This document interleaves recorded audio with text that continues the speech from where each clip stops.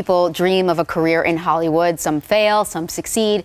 But one woman with Down syndrome took Hollywood by storm. In the new documentary, Kelly's Hollywood. That's my little sister, Kelly. And her dream was to be a big Hollywood star. And mine was to make it happen.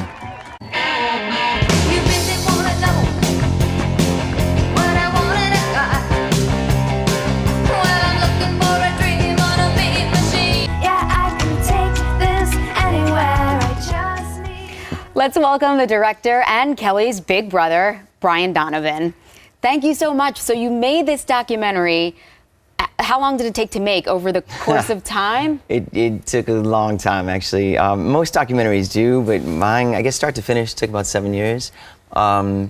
And I think part of that was I was trying to figure out, what I really wanted to say, and I had hundreds of hours of footage. You have to call through a lot of footage and kind of figure out the essence of really what you want to say. So that took some time. And then I had to learn how to edit. So I you're actually did it. self-taught. I'm self-taught. I did it myself because I knew financially it would be prohibitive if I, hired all the people I needed to do to make it work. But I knew it's a story I needed to tell. So tell us the story. She's your younger sister. She's my younger sister. We were soulmates from a very young age, and my sister had Down syndrome, but I don't even know if I was that aware of what that even was when I was a kid. She was just my little sister, and we loved each other. We also both loved to entertain, so we were kind of each other's biggest fans. So, you love those accolades, I loved them from her and vice versa. And so we were always each other's champions, I think, and kind of, pushing each other's forward and clapping loudly. And my sister, I guess, really that, she was a diva at her heart of hearts, who happened to be relegated to an assembly line type situation for adult disabled. She lived with my parents in Buffalo, New York, which is where we're from. But every year I brought her out to be with her big brother in Hollywood for 2 months, and I loved it, she loved it, and I think as time progressed, I just shot her as a big brother who loved his sister, on a consumer camera.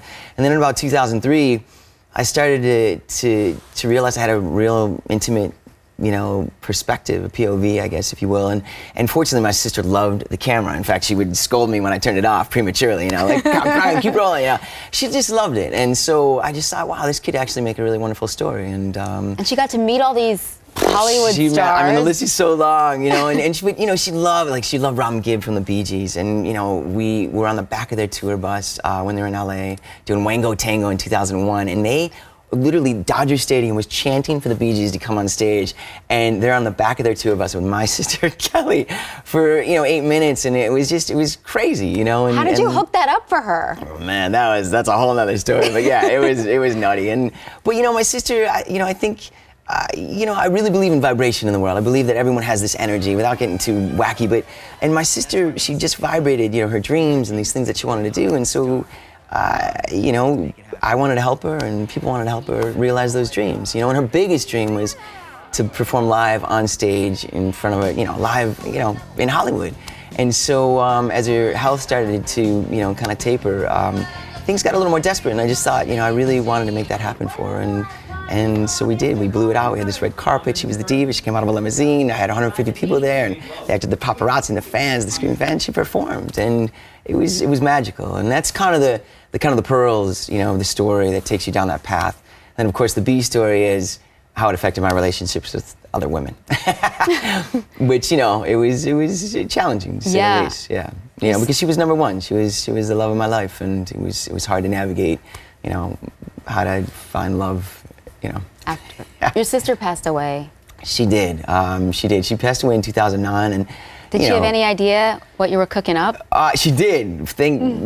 She did, and I feel very fortunate because she knew I was making a documentary about her, and she would call it documentary. She couldn't actually say documentary, but she would say, "You making that documentary?" Every time I got the camera out, and she did. And what was really cool too is I had so much footage that when she came to visit me, the last couple of years before she died, I thought, well, she's probably the best judge of the material, so let's watch it together. So we would watch all the raw material, and if she was bored, I was like, well, she's bored, cut that out. And she's watching herself. Yeah, watching herself, right? And then there was things that really lit her up, and and there was, so it was really fun. So she got to see a lot of the raw footage of her and I and our escapades in Hollywood and all those things. So and now everybody can watch it.